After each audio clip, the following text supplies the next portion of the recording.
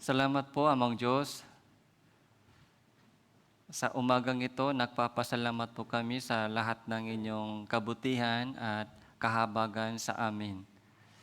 Sa biyaya mo, nakarating po kami sa oras na ito. Naidaos po namin ng summer retreat, first batch and second batch, sa pamamagitan ng tulong at gabay ng Panginoon. At maraming naliligaw na kaluluwa ay nakinig ng salita ng Diyos at naunawaan po nila ang tunay na pag-ibig ng Panginoon. Sa mga ininbitahan po namin ng Tanawan Church Brothers Sisters, meron din po dito na bagong umaten. Alam po namin na ilan po sa kanila ay nakamtan na ang tunay na pananampalataya at ilan din po ay hindi pa malinaw yung kanilang pagkaunawa. Kahit anuman po yung aming kalagayan, turuan niyo po kami ng tamang pagtuturo upang maunawan po namin ang salita mo, Panginoon. Ipinakakatiwala po namin ang oras na ito, yung natitirang panahon po namin sa buhay sa inyong makapangyarihan kamay. Ito po yung aming panalangin sa pangalan ng Panginoon Hesus Kristo. Amen. So, buksan po natin ang ating Biblia, Mateo chapter 7.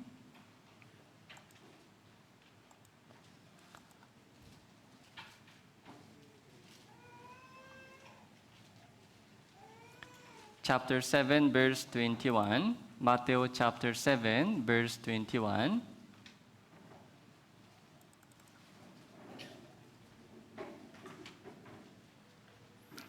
Magbula verse 21 hanggang 23. So, babasahin ko po ito. Magbula verse 21 hanggang 23. Sundan niyo po sa inyong mata. So, hindi lahat ng nagsasabi sa akin, Panginoon, Panginoon, ay papasok sa kaharian ng langit, kundi ang gumaganap ng kalooban ng aking Ama na nasa langit. Sa araw na iyon ay marami ang magsasabi sa akin, Panginoon, Panginoon, hindi ba nagpropesiya kami sa inyong pangalan at nagpalayas ng mga demonyo sa inyong pangalan? At sa inyong pangalan ay gumawa kami ng maraming gawang makapangyarihan. At kung makagayon ay ipahahaya ko sa kanila, hindi ko kayo kilala kailanman. Lumayo kayo sa akin, kayong mga gumagawa ng kasamaan.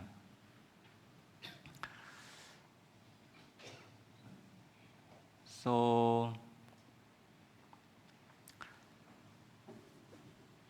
madalas po, binabanggit ko po ito, yung teksto, main teksto po natin sa mga Sunday sermon. Matthew chapter 7, verse 21 hanggang 23. So, ito po yung isa sa mga challenging verse, Bible sa atin, challenging. Tuwing binabasa po natin itong mga teksto, so parang chine-check po natin yung ating sarili para maging sure po tayo sa ating pananampalataya. So dahil dito po, sabi po ni Jesus, Panginoon Jesus, hindi lahat ng nagsasabi sa akin, Panginoon, Panginoon, ay papasok sa kaharian ng langit, kundi ang gumaganap ng kalooban ng aking Ama na nasa langit. So dito po, ang nakikita po natin dito, yung isang mahalagang verse. Ano po ito? Kingdom of Heaven. So, Kingdom of Heaven. Tapos, ano po? Will of my Father in Heaven. Okay? So, Lord. So, isusulat ko po dito para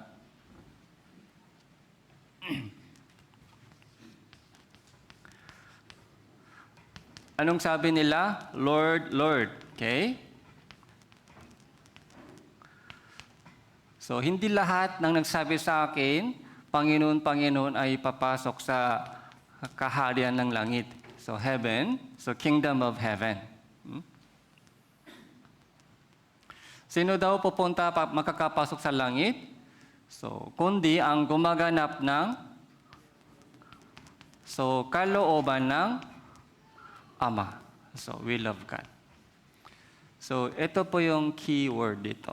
Okay? Kalooban ng Ama. Kapag binabasa po natin yung Biblia o nakikinig po kayo ng sermon, kasi po sa ating panahon, sobrang daming sermon nasa YouTube. Okay? Sobrang daming churches. Sobrang daming mga denomination o mga grupo. Mga Catholic churches o born-again churches. Sobrang daming churches, sobrang daming sermon ay available na. So, pwede na makuha po natin. Ginagamit po nila yung Biblia. So, pero minsan, yung namimiss po nila yung pinaka-key point. Pinakamahalaga, walang laman. Magandang hitsura, pero walang laman sa message. From Genesis to Revelation, so 66 books po ito. Ito po yung pinakamalaking blessing. Ito po yung pinakamahalagang regalo na ibinigay ng Diyos sa atin. Okay? So, kaya kung walang Bible, wala po tayong pag-asa. Okay? Kaya hanggang ngayon po, so meron po tayong Bible, hinahanap ng Diyos yung tao na naghahanap ng katotohanan sa Biblia po ito. Hinahanap ng Diyos yung tao na sumusunod sa mga nakasulat sa Biblia. So, ang problema po, ang tao, hindi nila alam kung gaano kahalaga yung Biblia. Okay? Karamihan po ng mga tao, hindi lamang po dito sa bansang Pilipinas, kundi sa ibang mga bansa, hindi nila alam kung gaano kahalaga ang Biblia. Kaya, konti lang sumusunod sa Biblia. Kaya, check-in po natin yung ating sarili. Nagpabasa po ba tayo ng Biblia araw-araw? Okay. O kilala po ba natin kung ano ang sinasabi ng Diyos sa Biblia? Alam ba natin kung ano ang kalooban ng Diyos sa Biblia? Mas mahalagang tanong, sumusunod po ba tayo sa mga nakasulat sa Biblia? So doon po, lumalabas po yung ating puso. So, sa Bible Seminar, pinag-aralan po natin kung paano nabuo ang Biblia po ito, 66 books. Di ba, from BC 1500 hanggang AD 100, sa loob ng 1,600 years, sa pamamagitan ng 40 na tao, yung hari, yung fishermen, scholars, doctors, ginamit po ng Diyos yung mga taong 40, so nabuo na po itong buong Biblia, from Genesis to Revelation. So, yung unang wika ay wikang Hebreo o wikang Griego. Pero, ngayon, ito po yung naisalin, translate sa lahat ng mga lingwahe. Ngayon po, meron po tayong mga Bible sa Tagalog, Bicolano, Bisaya, o English. Lahat ng mga lingwahe po dito, meron po tayong Bible. Dahil, napakahalaga po yung nakasulat sa Biblia. Ang problema po, konti lang nagbabasa ng Biblia. O kahit binabasa po nila yung Biblia, pero ginagamit po nila yung Bible para sa kanilang sariling plano. Kaya ginagamit ng Diyos ang para sa kanilang mga material na blessing. Kaya sana malakas yung katawan. Yung kanilang prayer, sana malakas yung katawan, sana walang problema sa buhay ko, sana maging maayos yung trabaho ng asawa ko. Ganun lang po yung kanilang sinasabi sa kanilang prayer dahil hindi po nila alam ang kalooban ng Diyos. Napakahalaga po ang will of God. Sa madaling salita po, ano po yung will of God? So plan. Ano ang plano ng Diyos sa buhay po natin? Kaya verse 21, hindi lahat ng nagsasabi sa akin, Panginoon, Panginoon, siyempre naniniwala siya. Kaya nagsasabi po sila, Panginoon, Panginoon. So nagdadasal po sila. Nagdadasal. Ibig sabihin, hindi lahat ng nagdadasal o hindi lahat ng nagsisimba. So, nandito po tayo sa church, nagsisimba po tayo, nagdadasal po tayo, pero sinasabi po Biblia, hindi lahat ay papasok sa langit. Meron pong, sa mga dito, meron pong makakapasok sa langit, meron pong hindi. May tupa, may kambing. I-separate po, i-divide po ng Diyos yung lahat ng tao sa dalawang grupo. Okay? Hindi lahat papasok sa kaharian ng Diyos. Naniniwala po ba tayo na may kaharian ng Diyos? Yes. Naniniwala po tayo sa Diyos. Kung naniniwala po tayo sa Diyos, automatic, di ba iniisip po natin, kung kailangan, yung kaharian ng Diyos, yung heaven, paano makakapasok ako doon?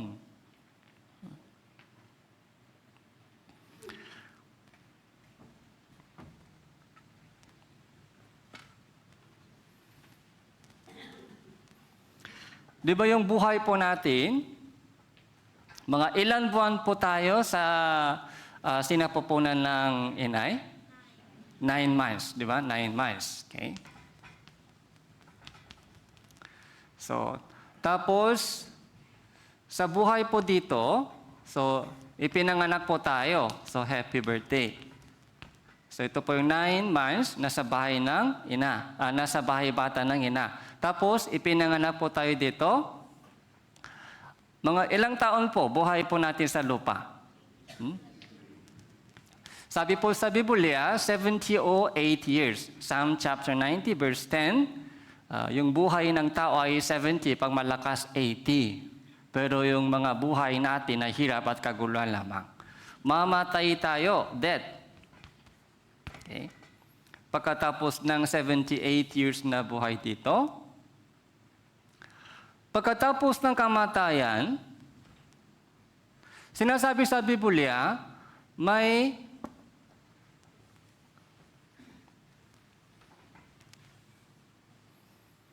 pagkatapos ng buhay po natin sa mundong ito, mamatay tayo.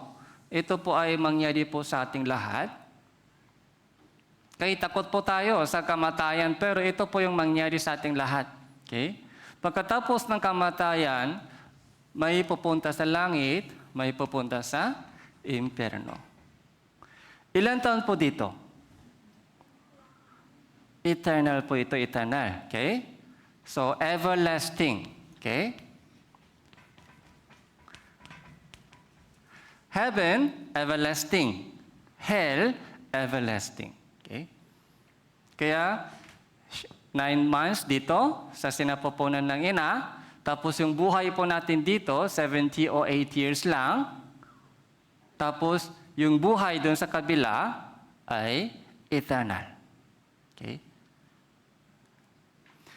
So, magmula sa sinapupunan ng ina, papuntang sa buhay, sa libutan ito, ito po yung firstborn na ipanganak tayo. Ipinanganak tayo dito. Tapos, para makapasok po tayo dito, ano po yung kailangan? Anong sabi po ni Jesus? Dapat ipanganak na muli. Born again.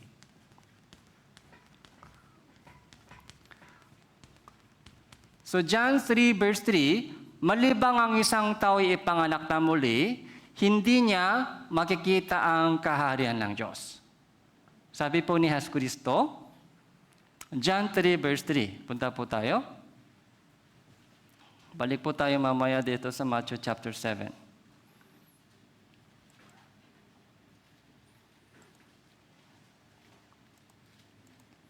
John 3 verse 3.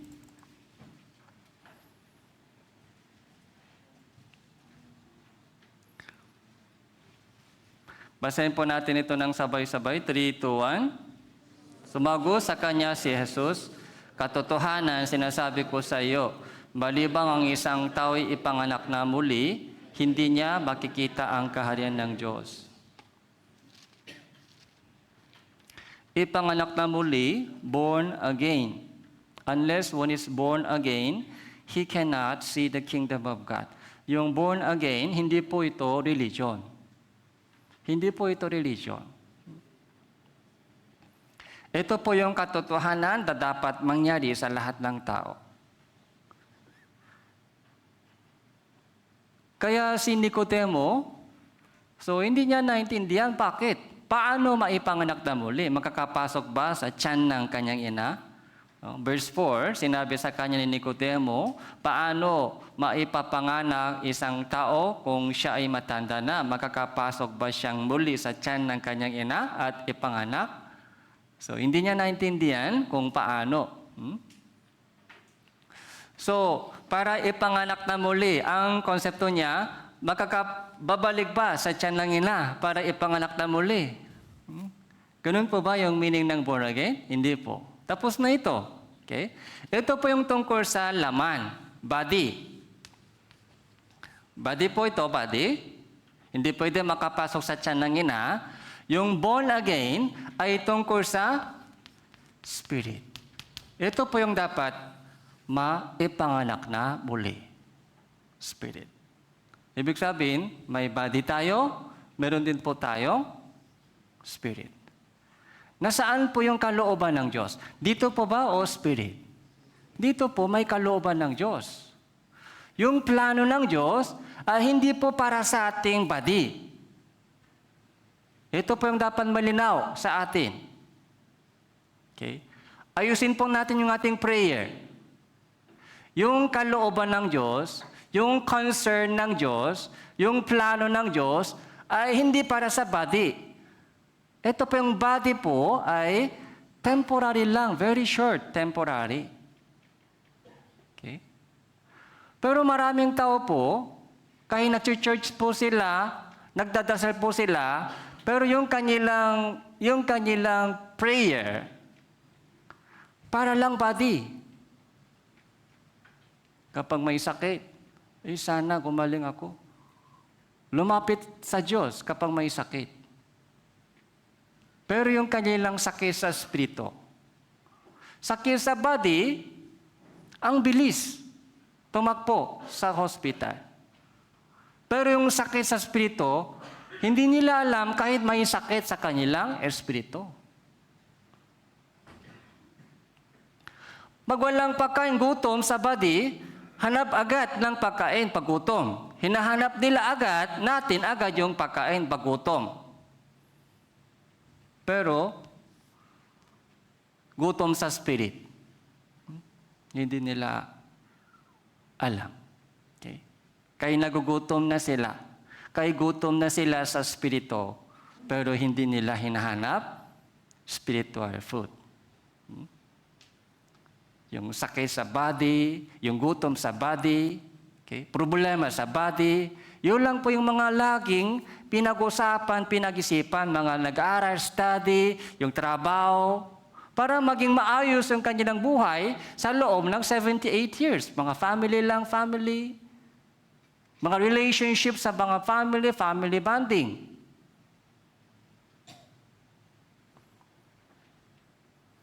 Tanungin natin si God. Okay? Kung naniniwala po kayo sa Diyos, okay? Kung sure po kayo may Diyos, tanungin po natin si God, Panginoon, ano ang kalooban mo? Ano ang plano mo? Yun sana matupa sa akin.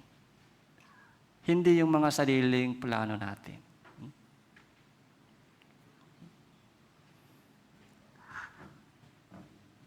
So, Matthew chapter 5,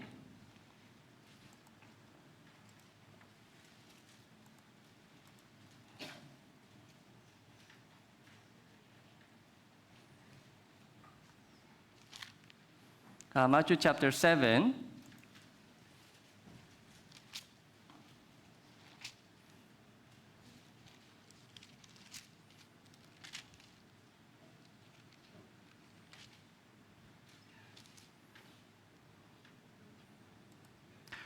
chapter 4, verse 4, Matthew chapter 4, verse 4.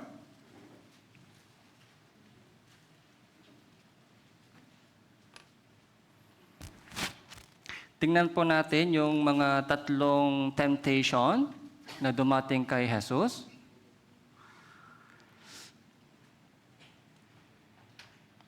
Verse 3 po muna. Dumating ang manunukso at sinabi sa kanya, kung ikaw ang anak ng Diyos, ipag-utos mo na ang mga batong ito ay maging tinapay. So, si Jesus po ay dinala sa ilang upang tuksoin ng dyablo. Okay? Verse 1, upang tuksoin ng dyablo. Si Jesus po ay 40 araw, 40 gabi nag-ayuno. So, nag-fasting. Hindi siya kumain sa loob ng ilang araw po? 4 days? 40. 40 days, hindi po siya kumain. So, may experience po kayo? Kaya ba natin? Kahit isang araw, hindi kumain. So, iba yung takbo ng isip. Pag gutom po tayo, hindi yung normal yung takbo ng isip. Kapag may sakit po tayo, hindi po normal yung takbo ng isip. Kaya yun po yung mga, doon po, tinukso ni Diablo si Jesus. Okay? Ano po yung sabi niya? Kung ikaw ang anak ng Diyos, ipag-utos mo na ang mga batong ito ay maging tinapay. Kasi gutom ka na. Okay? Gutom ka na. Pag gutom po isang tao, ano po yung mas inuuna po natin? Pag gutom na tayo, ano po yung mas hinahanap natin? Pagkain. Yung physical na needs.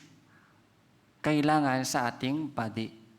Kasi habang buhay pa tayo, hindi po tayo libre. Habang buhay pa tayo, habang tumitibok pa yung ating puso, di ba yung energy consuming, nangyayari energy, kailangan po supply ng energy. Habang tumitibok pa yung ating puso, heart. Kaya kailangan kumain. Kung hindi tayo kumain, so patay. Wala pong problema doon sa pagkain. Dapat kumain po tayo.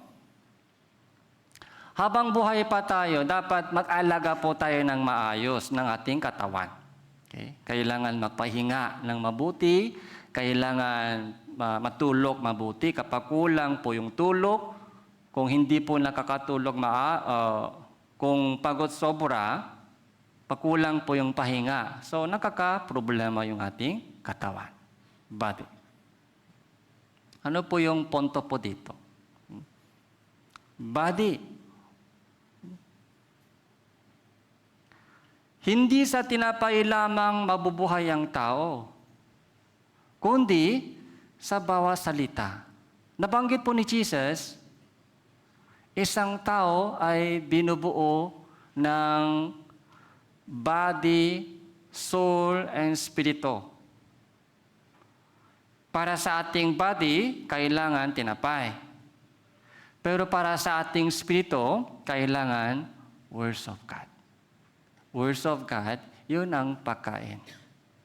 Yun ang tunay na pagkain. Words of God. Verse 4. Uni siya ay sumagot na susulat, hindi sa tinapay lamang mabubuhay ang tao, kundi sa bawat salitang lumalabas sa bibig ng Diyos. Kaya Roma chapter 10 verse 17, ang pananampalataya ay nanggagaling sa pakikinig.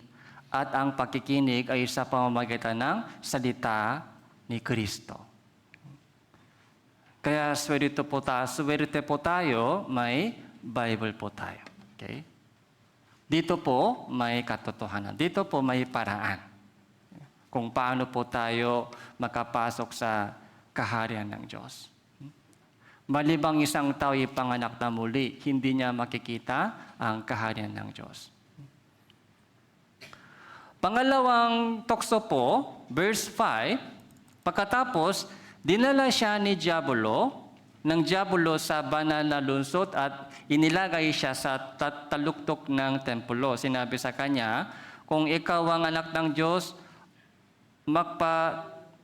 magpatihulog ka sapagkat nasusulat, siya ay mag-utos sa kanyang mga anghel tungkol sa iyo at alalayan ka ng kanilang mga kamay. Baka masaktan ang inyong paa sa inyong bato. Verse 7 po, sinabi sa kanya ni Jesus, nasusulat din naman, huwag mong tutuksuin ang Panginoon mong Diyos. So, pangalawang testing po ito, magpatihulog ka. Okay? Kahit mahulog ka, iingatan ka ng mga anghel. Hindi ka masasaktan. Hindi ka masasaktan. So, ito po yung testing po ng Diablo. Okay? So, saan galing po yung mga nabanggit po ni Jesus? Verse 7, nasusulat din naman, sabi ni Jesus, nasusulat din naman. Saan po ito galing? Nasusulat. Huwag mong tuktuksuin ng Panginoon mong Diyos. Pumunta po tayo sa Deuteronomio chapter 6.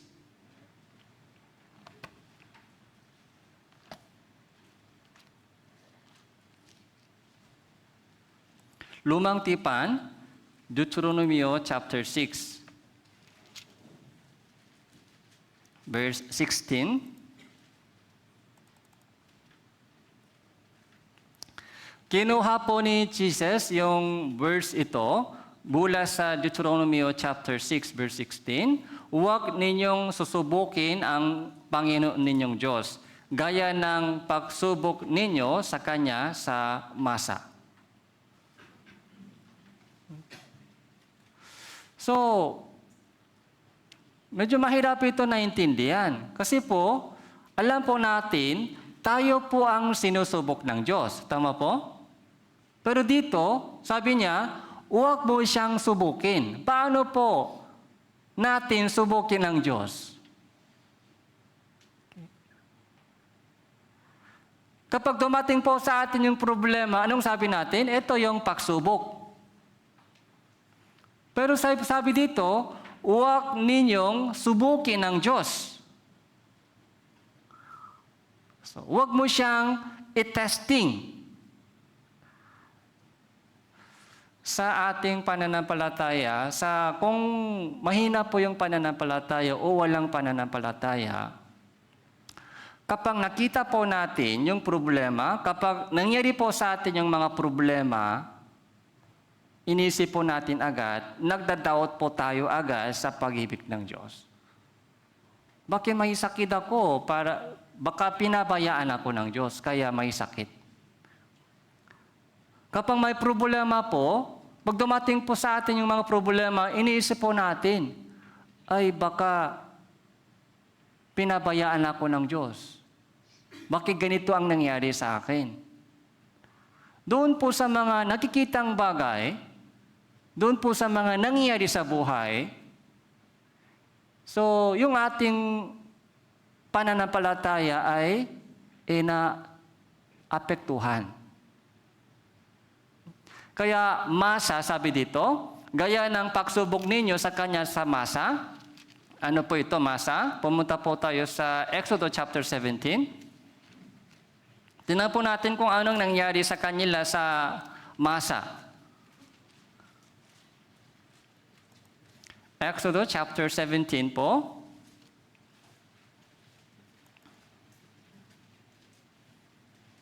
Verse 7.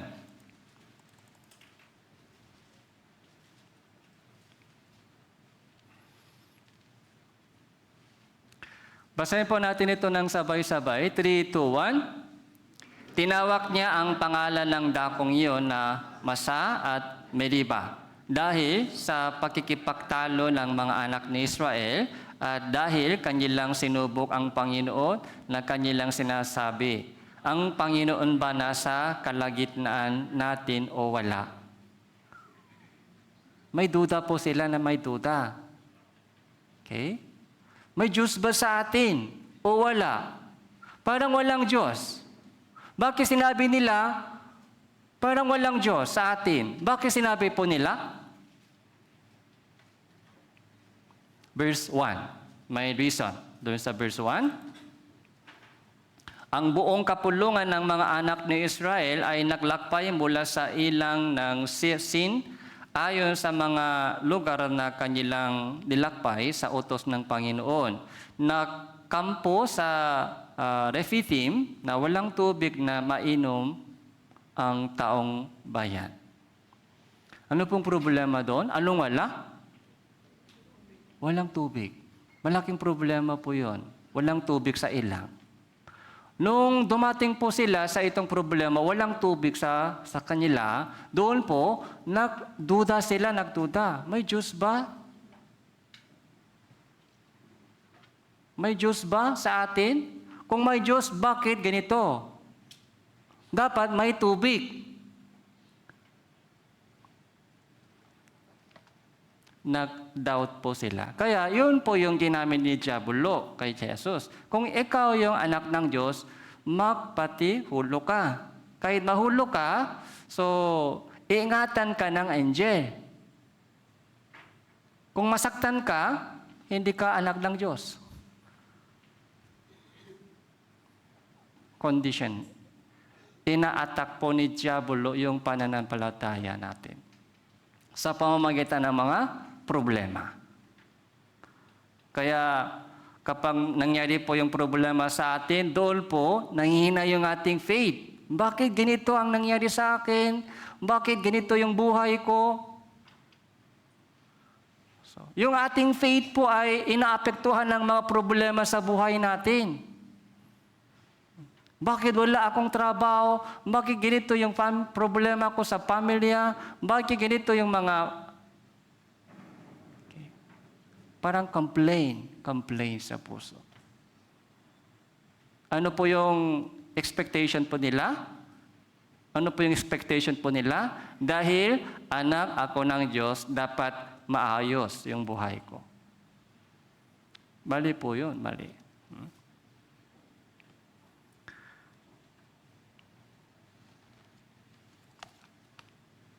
So, yun po yung nangyari doon sa Masa.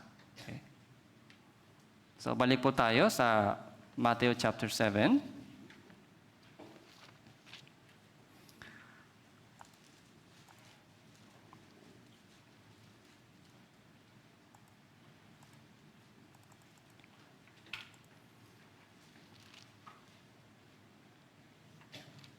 Chapter 4.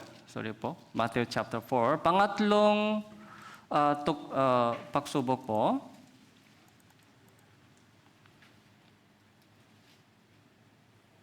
Verse 8.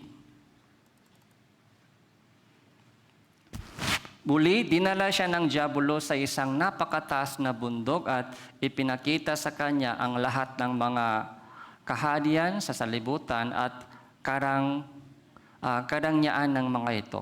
Sinabi niya sa kanya, ang lahat ng mga ito ay ibibigay ko sa iyo kung ikaw ay magpapatira pa sasamba sa akin. Ito po yung pangatlong testing. Ipinakita, ano po yung ipinakita ng Diablo kay Jesus? Lahat ng mga kaharian at karangyaan ng mga ito. Karangyaan, honor, kaluwalhatian, lahat ng mga magagandang bagay. Okay?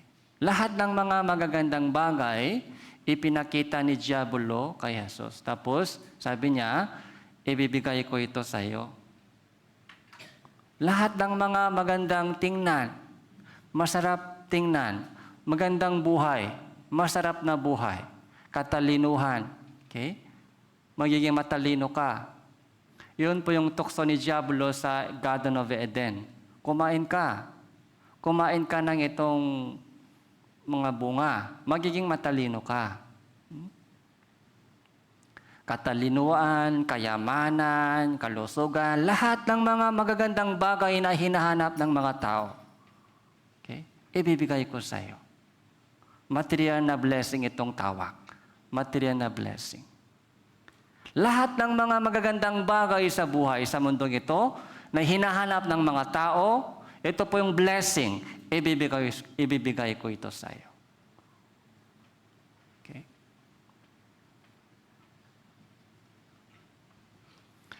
Ano po yung strategy po ni Diablo? Okay? Ano po yung plano ng Diablo? Okay?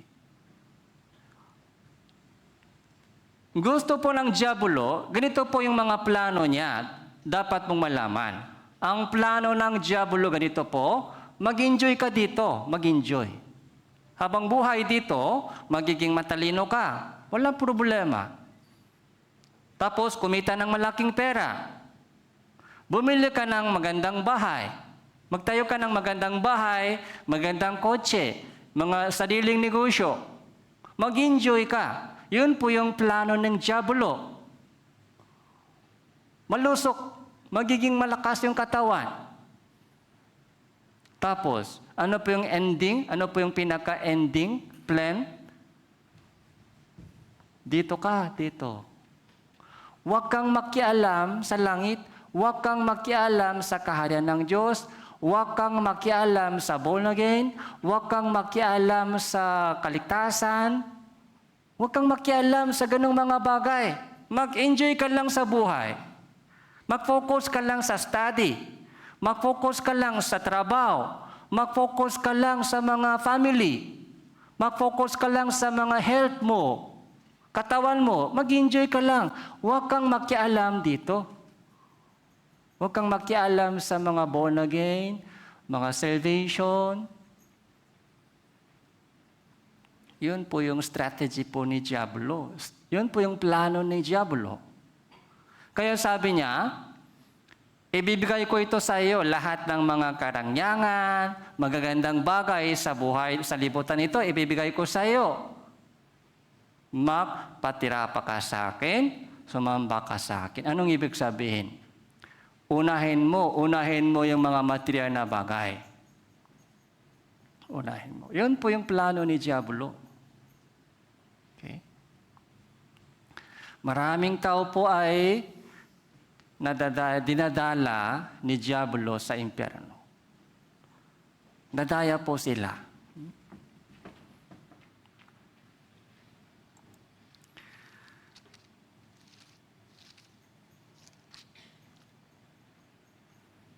So,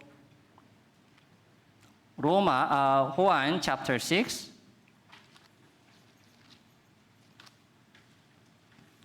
Bagong Tipan, Juan chapter 6.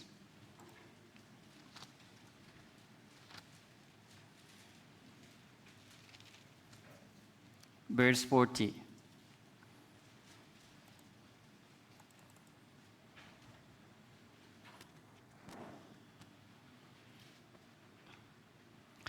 Basahin po natin ito ng sabay-sabay. 3, 2, 1. Sapagkat ito ang kalooban ng aking Ama, na ang bawat nakakakita sa anak at sa kanya'y sumasampalataya ay makaroon ng buhay na walang hanggan, at muli ko siyang bubuhayin sa huling araw.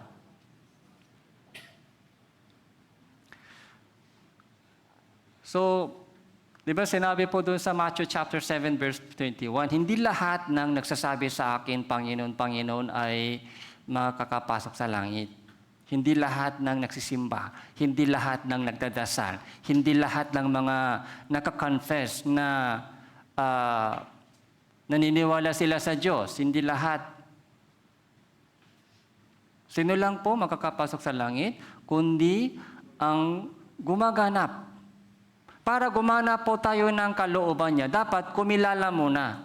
Dapat kumilala muna kung ano ang kalooban ng Diyos. So, napakahalaga po. Napakahalaga. Ano po yung plano niyo po sa buhay? Ano po yung pangarap niyo sa buhay? Marami, di ba? Marami. Ganito. Mga daily plan. Mga weekly plan. Mga yearly plan. So, nag-aaral po yung mga kabataan dito para sa future. Tama po? Para sa future mo. So, para maging ganito. So, walang taong walang plano. Walang taong walang plano. Tingnan po natin isang example sa Bible na magandang plano. So, Santiago,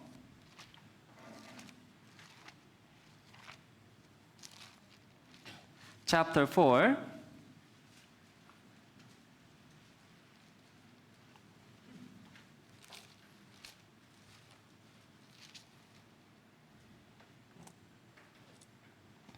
Santiago chapter 4, verse 13. Napakaganda yung plano niya.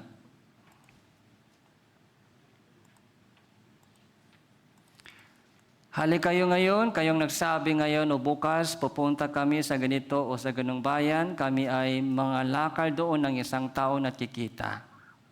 Future, di ba? Future. Ito po yung plano. Ngayon o bukas, pupunta kami sa ganito o sa ganung bayan, Manila o sa abroad. Kaya maraming Pinoy ay nagtatrabaho na sa ibang bansa, OFW sila. Dahil, ano po yung reason? Bakit nasa ibang bansa po sila? Mas maganda yung trabaho doon? Mas madali po yung trabaho doon? Hindi po. Mas mahirap, pero malaki yung sahod. Malaki yung sahod.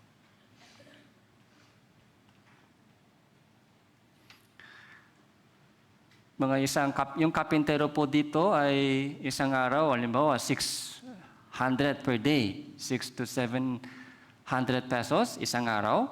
Pero sa Korea po, 6,000, 7,000 isang araw. Yung kapintero. 6,000, 7,000. Pero kulang pa. Mahirap makuha. Kahit ganun kataas yung. Kaya tagtag pa mga minsan 10,000 pesos isang araw. Gusto nyo? Gusto nyo mag-apply? Kaya kung hindi po ako ligtas, kung nandito po, kung Pinoy po ako, kung hindi ako ligtas, so mag-abroad ako, mag-apply ako sa ibang bansa. Hindi ako dito. Kasi malaking difference ng sahod sa ibang bansa. Okay. Pero alam ko, o alam po ninyo, na yung buhay po natin dito sa lupa ay hindi tunay. Ito po yung preparation lamang, preparation. Ito po yung mga rehearsal. Ito po yung mga preschool lang, preschool. Preschool lang po tayo dito sa lupa.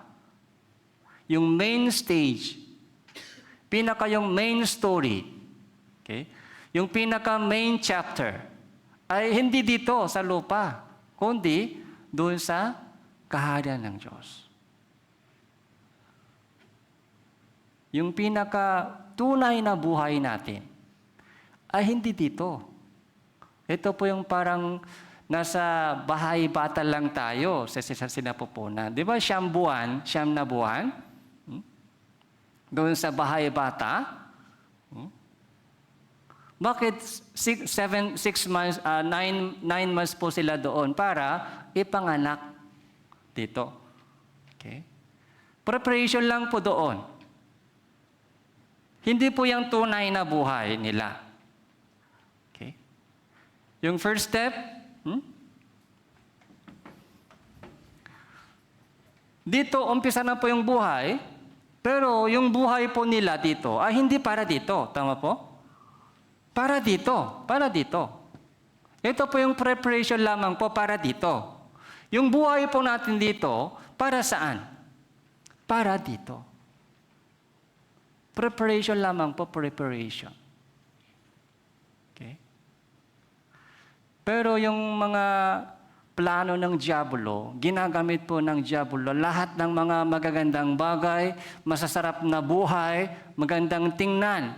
Ginagamit ng diablo lahat ng mga ganitong bagay, makamundong bagay, makasalibutang bagay na maganda para maging bulak yung tao. Maging bulak. Para hindi tayo makakita ng makalangin na bagay. So, parang successful yung plano ng diablo ngayon. Successful. Sobrang daming tao ngayon ay black na. Okay? Hindi nila alam kung ano ang mahalaga sa buhay. Kaya nasa Facebook lang sila lagi, nasa YouTube lang sila lagi, nasa mga games lagi, mga sayaw lang.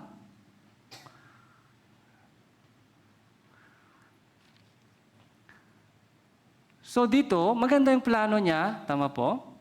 Ngayon bukas, pupunta kami sa ganong bayan, kami ay mga kalakal doon ng isang taon at kikita. Very good. Verse 14, gayon man hindi ninyo nalalaman kung ano ang magagana bukas. Ano ba ang inyong buhay? Kayo nga isang singaw na sa sandaling panahon na lumilitaw at pagkatapos nito ay nalalaho. Sa halip ay dapat ninyong sabihin, ano ang dapat nating sabihin? Kung loloobin ng Diyos, kung ito ay kalooban ng Diyos, gagawin ko yan, gagawin ko.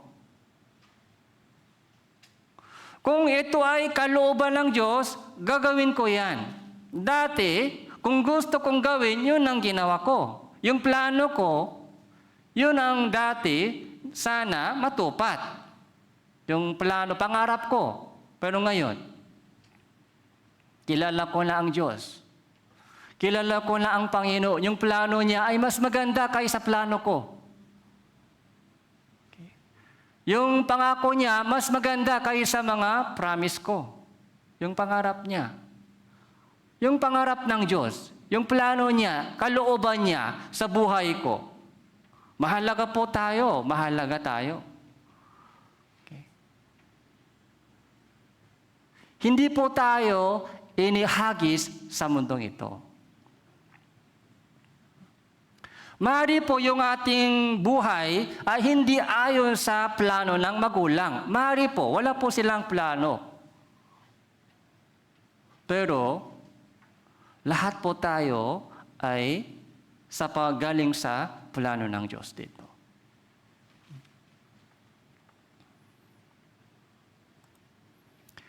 Isa pa po, Lucas chapter 12.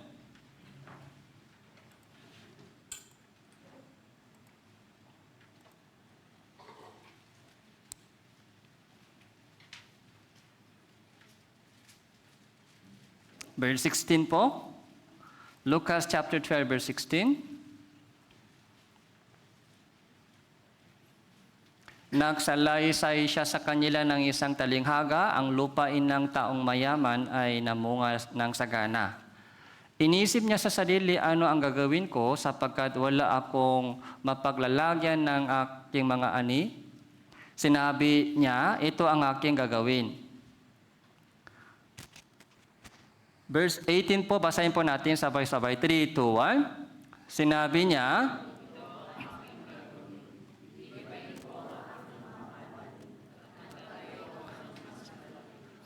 doon ko titipunin ang lahat ng aking mga butil at mga pag-aari.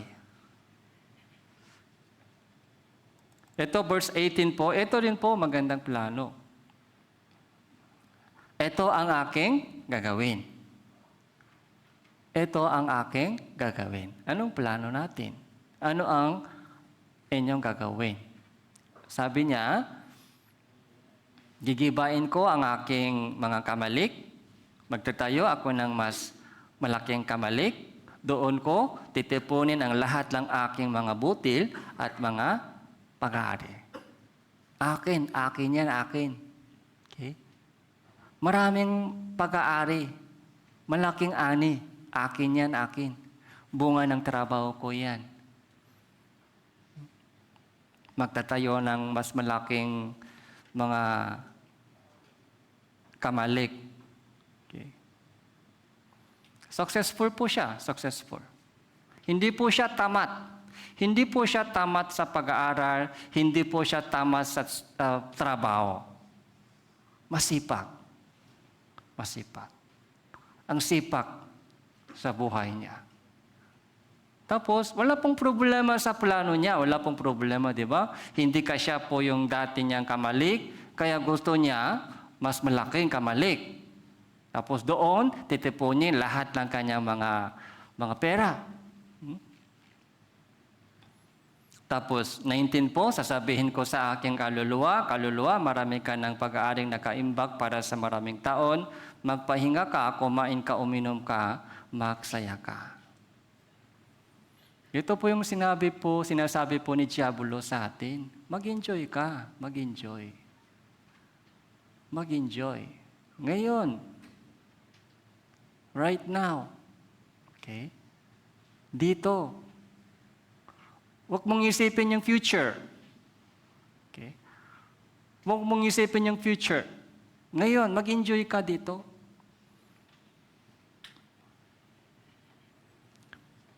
Verse 20 po, ano po yung sabi ng Diyos? Hangal sa gabing ito, kukunin ang inyong kaluluwa. Kanino kaya mapupunta ang mga bagay na inihanda mo? Gayon nga ang nagtitipon ng kayamanan para sa kanyang sarili, subalit hindi mayaman sa Diyos. Mayaman siya sa pera, pero hindi siya mayaman sa Diyos. May dalawang uri ng kayamanan. Kayamanan sa pera. Yun po yung hinahanap ng tao. Dahil kapag may pera, walang problema, di ba? May pagkain, may bahay, di ba? Mag-enjoy. Mag-enjoy sa buhay. Kayo may sakit, okay lang. Kaya ganito po yung buhay ng maraming tao. Naghahanap sila ng mga magandang buhay, pera. Pero hindi mayaman sa Diyos. Ano pong ibig sabihin hindi mayaman sa Diyos? Okay? Ano pong ibig sabihin hindi mayaman sa Diyos? Hinihingi po ng Diyos yung pera.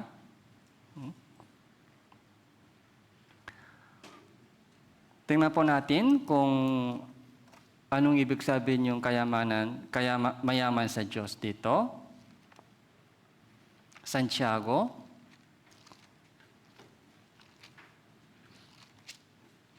chapter 2, verse 5.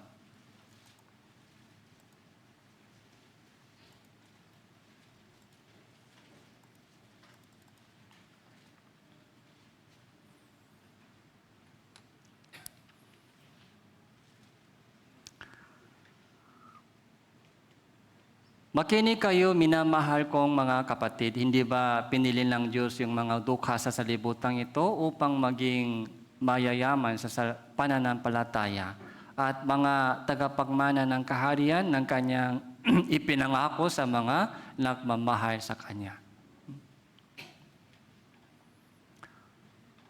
Upang maging mayaman sa pananampalataya.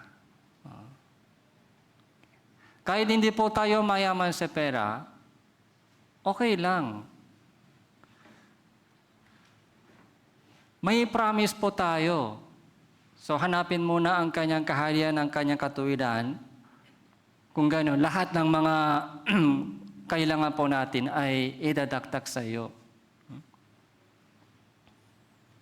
May tiwala ba tayo sa Diyos? Kung may tiwala po tayo sa Diyos, kailangan po natin sumunod sa Kanyang iniutos ng Diyos. Iniutos. Hanapin, unahin mo muna ang Kanyang kaharian. Unahin mo muna yung Kanyang katuwiran. Unahin po natin ang Diyos sa ating trabaho, sa ating study, sa ating mga family. Ang Diyos ay dapat number one. Yung mayaman sa pananampalataya, yung malapit sa Diyos, dapat lumago po tayo sa pananampalataya at pagkakilala sa Diyos. Yun po yung tunay na kayamanan. Ano po yung kayamanan? Pag malapit ka sa Diyos, yun po yung tunay na pananampalataya. Yung tunay na kayamanan.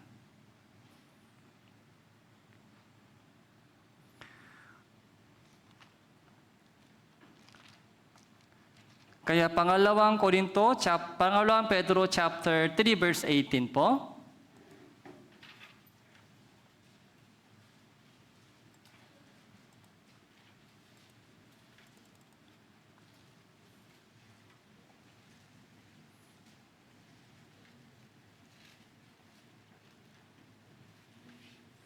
Pangalawang Pedro chapter 3 verse 18.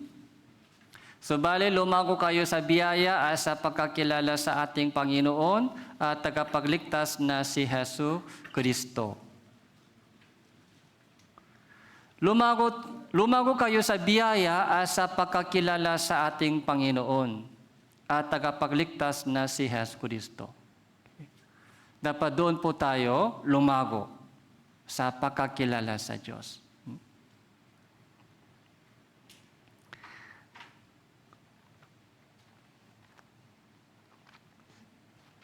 So, balik po tayo sa Matthew chapter 7, verse 21.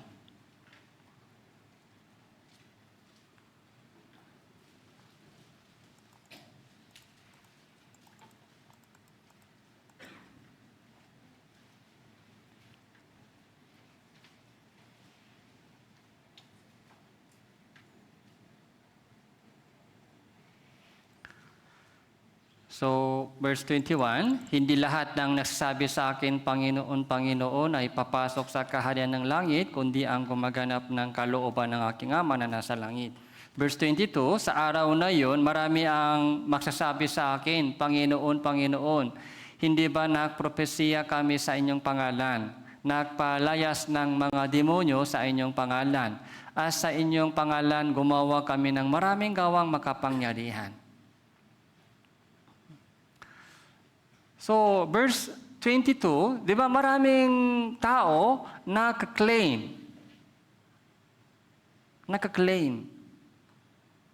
Nagpropesiya kami sa inyong pangalan. Nagpalayas ng mga demonyo sa inyong pangalan. Gumawa kami ng mga maraming gawang makapangyarihan sa inyong pangalan. Pero sabi ng Diyos sa kanila, hindi kita kilala. Bakit? Nagpropesiya sila sa pangalan ni Jesus. So, nagpropesiya sila sa pangalan ni Jesus. Ibig sabihin, ginamit nila yung pangalan ni Jesus. Nagpalayas ng mga demonyo in Jesus' name. Maraming himala, milagro, miracle. Mga miracle. So, yung mga sakit, pinagaling po nila yung mga may sakit in the name of Jesus. So, yun po yung nangyayari sa maraming churches ngayon. Nagpropesiya sila in the name of Jesus. Nagpalayas ng mga demonyo. Okay? Sinaniban ng mga demonyo. Di ba naghanap sila sa mga albularyo? Kapag may sakit, dinadala po sila sa mga albularyo.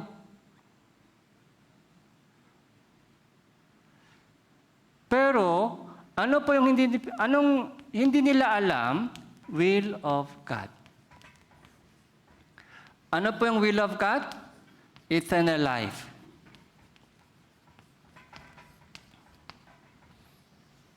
Ito po yung kalooban ng Diyos. Yung mga nagpropesiya in the name of Jesus. Yung mga nagpalayas ng mga demonyo in the name of Jesus. Yung mga gumawa ng maraming miracles in the name of Jesus. Pero hindi sila nagturo tungkol sa salvation, eternal life. Huwag kang makialam sa ganung bagay. Dito lang focus. Kapag may sakit, lumalapit sa Diyos. Kapag may problema, lumalapit sa Diyos. Para ma-solve, para malutas yung problema dito. Ginagamit po nila ang Diyos para sa kanila. Ginagamit po nila ang Diyos para sa sarili. Dapat, tayo po ang gamitin ng Diyos para sa kalooban niya. Hindi dapat natin gamitin ang Diyos para sa ating sariling kalooban. Naintindihan po ba? Magpasako po tayo kapag malinaw po sa atin yung kalooban ng Diyos, dapat doon po tayo magpasako.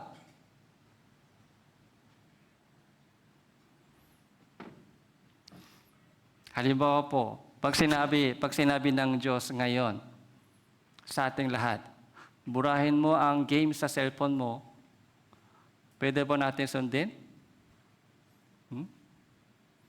Burahin, delete lahat ng game sa cellphone mo. Kahit isang example po yan, para maging serious po tayo.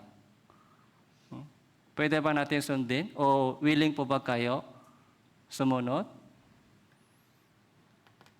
Ay, hindi pwede. Sayang.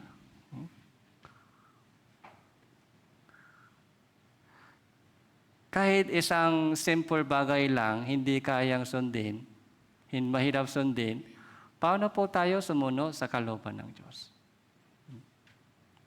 Yung mga bagay na hindi karapat-dapat sa atin. Kung ligtas na po tayo, meron din pong pangalawang kalooban niya. So, pumunta po tayo sa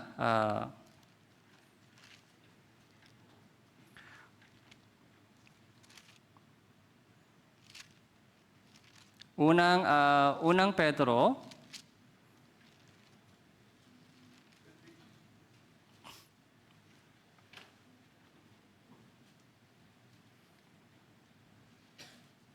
chapter 1, Unang Pedro, chapter 1, verse 15.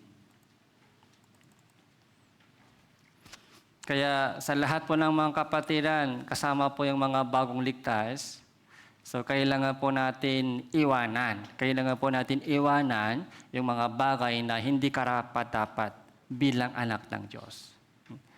Kaya isipin po natin kung masaya ba ang Diyos sa ginagawa ko. Kung hindi masaya ang Diyos sa ating ginagawa, ano ang kailangan po natin gawin? Iwanan. Okay? Iwanan. Mga tigil. Okay? Chapter 1, verse 15. Sa halip, yamang banal ang sa inyo ay tumawag, maging banal naman kayo sa lahat ng paraan ng pamumuhay. Verse 16 po, verse 16, basahin po natin, 3, 2, 1.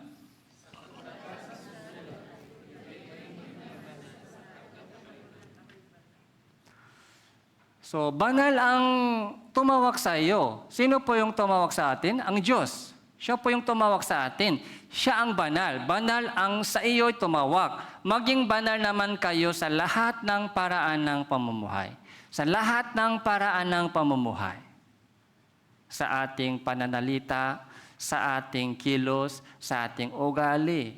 Okay? Lalo po yung ating cellphone ay dapat maging banal. Agree po kayo? Agree?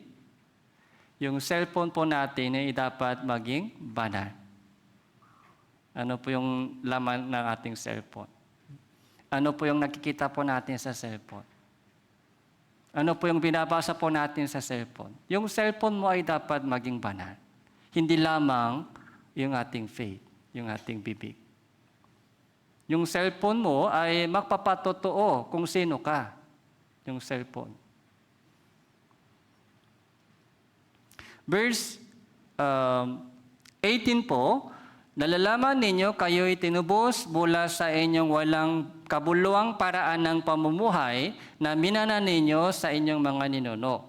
Hindi ng mga bagay na nasisira, kundi ng pilag o ginto, kundi ng mahalagang dugo ni Kristo, gaya ng sa korderong walang kapintasan at walang dungis. Tinubos tayo mula sa ating walang kabuluhang paraan ng pamumuhay.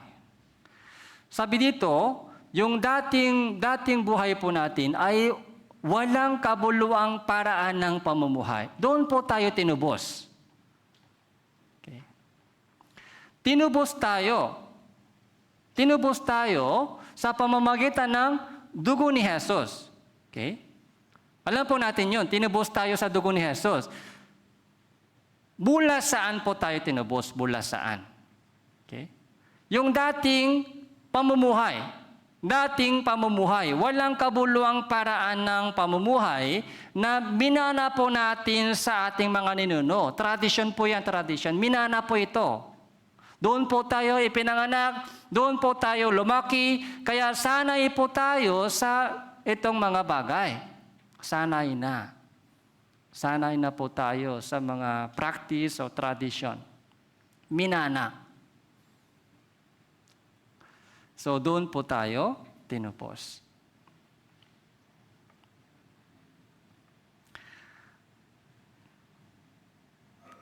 Kaya meron po tayong bagong mission.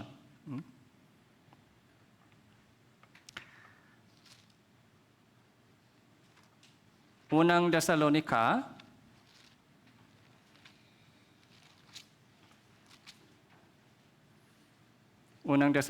chapter 5.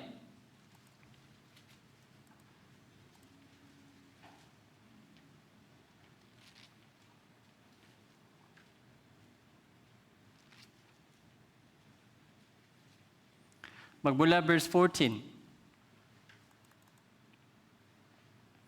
Mga kapatid, aming isinasamo sa inyo na inyong pang-aralan ang mga tamat, palakasin ang mahihinang loob, alalayan ang mga mahihina, at maging matiisin kayo sa lahat.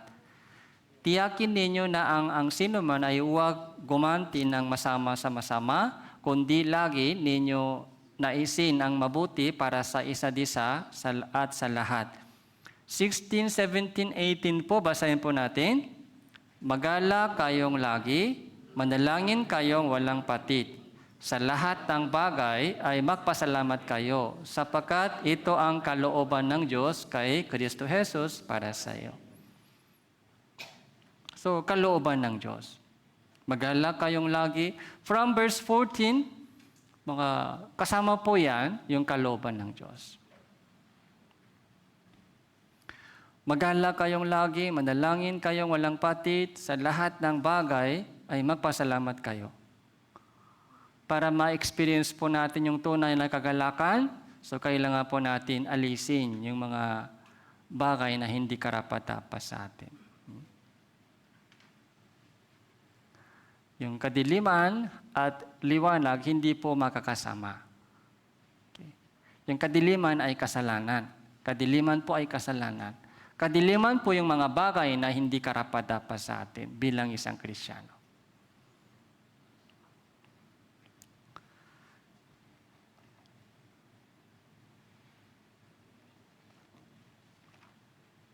So, Titus, chapter 2.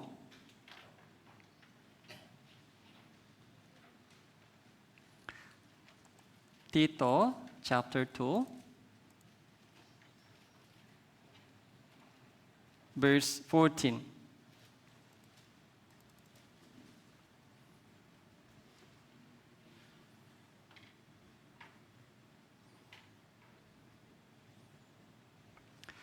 Tito chapter 2 verse 14, basahin po natin ito, 3 to 1. Siya ang nagbigay ng kanyang sarili alang-alang sa atin, upang tayo'y matubos niya sa lahat ng mga kasamaan at pakalinisin para sa kanyang sarili ang sambahayang pag-aari niya na masigasig sa mabubuting gawa. So, kahit isang verses po ito, pero parang lahat ng mga Bible po ay nasa isang verse po ito. Lahat ng mga Biblia. Okay?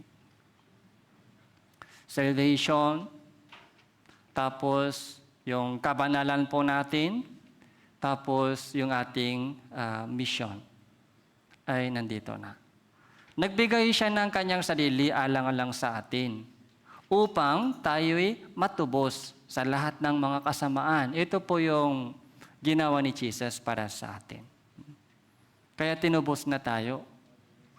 Tinubos na tayo, ibig sabihin, yung ating mayari, yung mayari sa buhay ko ay hindi na ako. Binili ako ng dugo ng Diyos. Tayo po ay binili ng Diyos. Binili ng dugo ni Jesus.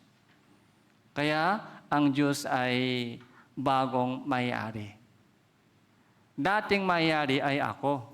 Diablo po yung dating mayari. Kaya nakinig po tayo, ano mang sinasabi niya sa atin. Dating mayari. Pero ngayon po, sino po yung bagong mayari? Ang Diyos ay bagong mayari sa akin. Siya po yung Panginoon. Kaya nakikinig po tayo sa Kanya, sumusunod po tayo sa Kanya. Pakalinisin para sa Kanyang sarili ang sambayanang pag-aari niya na masigasig sa mabubuting gawa. Ngayon po, saan dapat masigasig tayo? Dati po, dito po tayo sigasig sa salibutan. Dito po tayo sigasig. Pero ngayon po, saan po tayo sigasig? Dapat dito po tayo sigasig.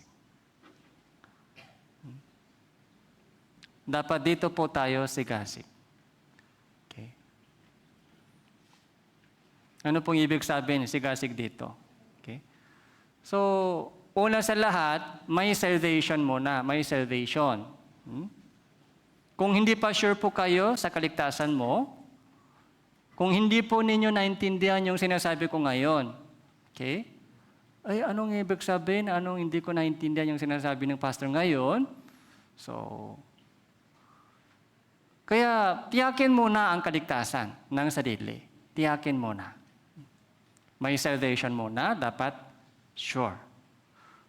Kung sure na po yung salvation ko, yung mahal mo sa buhay, yung mahal po natin sa buhay, yung pamilya, anak, magulang, kamag-anak, at kapatid, kaibigan na hindi pa ligtas, dapat isama po sila sa kaharian ng Diyos. Yun po yung kalooban niya. Dapat doon po tayo masigasig. Dapat doon po tayo masigasig. Yun po yung pinaka-purpose. Kung bakit iniligtas po tayo ng Diyos. Kaya, napakahalaga po yung Bible. So, kahit hindi marami, pero hinahanap ng Diyos. Hinahanap ng Diyos yung tao na naghahanap sa Kanya. So, ngayon po, alam natin na malapit po tayo sa katapusan ng panahon. So, nag-increase po yung tension doon sa Middle East sa pagitan ng Israel saka yung Iran. Ngayon, sabi po ng mga ibang media, baka ito yung umpisa ng mga Armageddon, okay? Mga final war. Tumataas po yung tension doon sa Middle East ngayon. Tapos, mga sabay-sabay nangyari. Lahat po ng mga signs ng last day ay nangyari po sa itong panahon.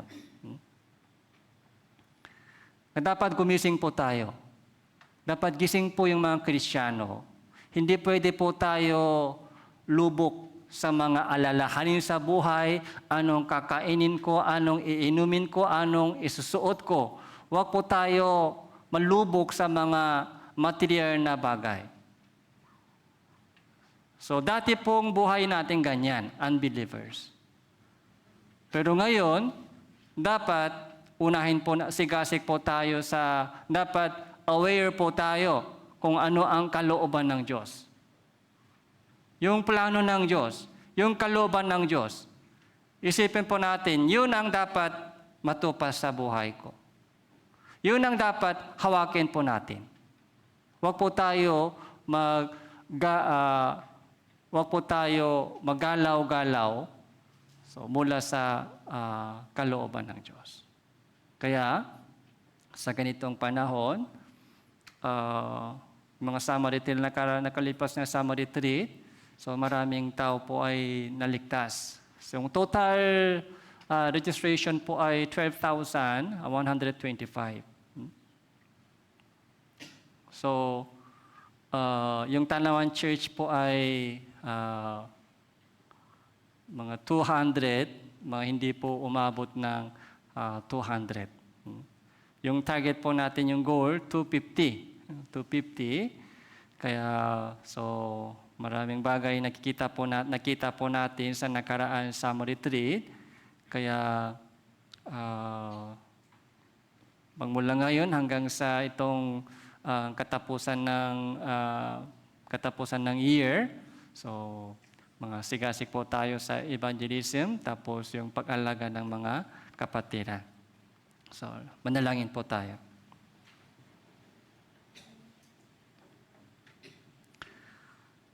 Salamat po, Panginoon, sa inyong dakilang biyaya at pagpanubay po sa amin.